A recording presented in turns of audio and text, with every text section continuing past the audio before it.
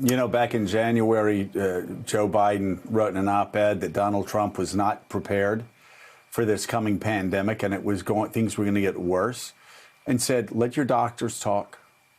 Let your scientists talk. Follow their lead." Donald Trump 13 hours, Dr. Birx 6 hours, Anthony Fauci 2 hours. So the president has spoken 6 times as much as Dr. Fauci, twice as much as Dr. Birx, and it's been one scam idea after another scam idea that then people promoted on other networks, scam doctors coming out promoting these scam solutions, claiming everybody that had taken this malaria drug had been miraculously cured in certain hospitals, and you know it was a conspiracy as to why. But you know, as I've been saying from the very beginning, John Heilemann, this is just the sort of thing that catches up to Donald Trump. I've said from the very beginning, you can lie about independent counsels.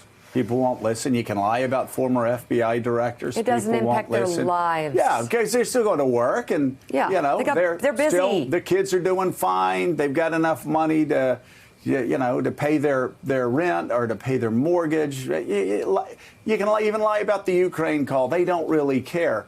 But all of these lies, all of these scams that he's been pushing, all of the scams that his cult leaders on talk radio and on certain cable news outlets, all of that they've been saying have been revealed as lies, not by other people in cable news, but by their doctors, by nurses they know, by healthcare professionals that they know. Now, if you got a doctor that has been treating your family for 20, 25 years, you're going to believe that person more than a scam artist that's pushing propaganda for Donald Trump on talk radio. And so the New York Times has a story this morning talking about actually just looking at the polls and the problems that Republicans are in. They're in big trouble in Arizona in the Senate. They're in big trouble in Colorado in the Senate. They're in big trouble in Maine in the Senate. North Carolina is going to be very competitive. And Donald Trump, his people starting to get very worried for good reason.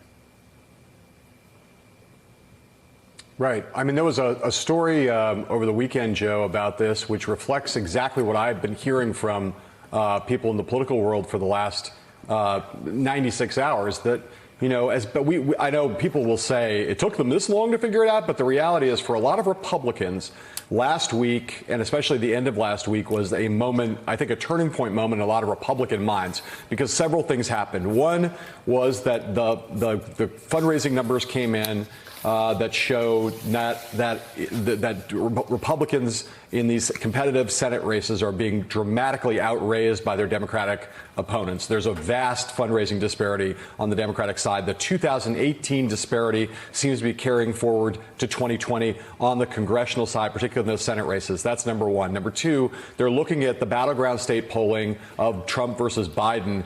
Whether it's Fox News polling or other polling, uniformly, Wisconsin, Michigan, Pennsylvania, Florida, North Carolina, Arizona, Trump trailing in all of those states and trending in Biden's direction. And they understand how much the fates of Republican senators are tied to how the president's doing at the top of the ticket. And then they see this thing on Friday, which there had been a lot of things that Trump had done. You had a lot of Republicans quietly saying that these hours and hours at the podium was doing Trump more harm than it was good. But then the thing from Thursday and Friday, the bleach, the disinfectant, that is a kind of thing that cuts through in popular culture in a way that almost nothing else does. That's the kind of thing, we've talked about this so many times on the show. When you have a moment that becomes the fodder for universal late night comedy, the kind of thing that everybody, even the most apolitical Americans, understand it, that's a devastating moment. And that's why I think you saw Trump very quickly on Friday say, well, maybe we're not going to be, maybe I'm not going to, Axios reported it first and now everybody's matched it,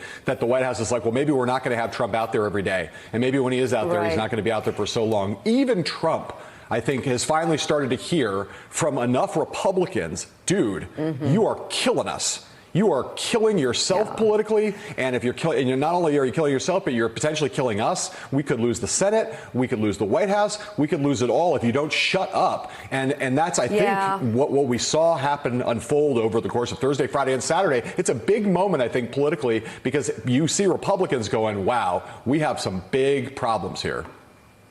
So I agree with that, but Trump can't. I mean, Jonathan Lemire, really quickly, looking at the week ahead, knowing Donald Trump, knowing him very well, this is not something he can sustain. He cannot sit on the sidelines and watch the headlines take over. I predict he will be out again. They might be able to hold him You're to a saying shorter he briefing. Can't help himself? He cannot help himself. And also, isn't there some reporting out there that he's very tired of being in the White House? Stop. And kind of frustrated with the whole situation?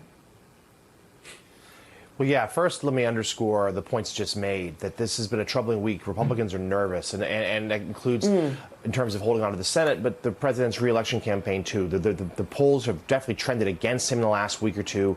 There's some, as I talked about in the show last week, there's some in the Trump camp that are worried that Michigan already might be slipping away, and that other states are going to be harder to retain. So they are trying to reevaluate things, but you're right. And they're trying to get the president out there in other ways. He is indeed. We've reported, others as well, how frustrated he is being cooped up in the White House. He misses the travel. He misses the rallies. And that's why these briefings have acted as a substitute for that. He's out there. He's able to spar with the press. He's able to talk about, get his talking points out there. But they've become a disaster for him. And people around him are really asking him to cut back. So very quickly, the White House is hoping to get him out there in other ways. Maybe in the next couple of weeks, ramp up a little bit of travel. No rallies yet, but some sort of events. They expect him to do more interviews with whether it's Fox News or OANN to try to get out there. And so he has that sort of outlet. We saw over the weekend, he's still using Twitter, of course. But there's also this. This is a president without much discipline. He is expected to go out there today in front of the briefing. We don't know if he's going to take questions. It seems over the weekend he suggested that he won't.